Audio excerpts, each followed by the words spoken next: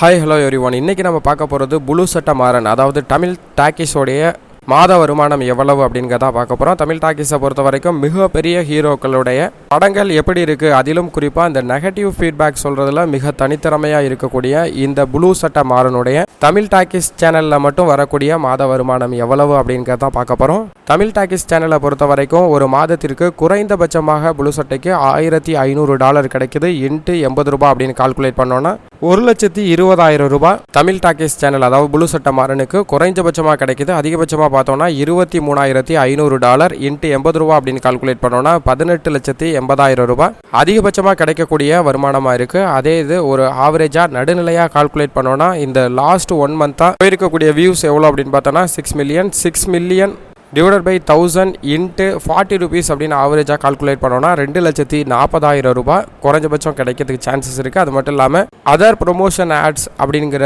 Income பார்த்தீங்கன்னா இந்த சேனலுக்கு ரொம்ப அதிகமாக வரதுக்கான வாய்ப்பு இருக்குது. அதன் அடிப்படையில் 1,60,000 சேர்த்தோன்னா குறைஞ்சபட்சமாக 4 லட்சம் கிடைப்பதற்கான சான்சஸ் தமிழ் டாக்கீஸ், அதாவது புளு சட்ட மாறனுக்கு இருக்குது.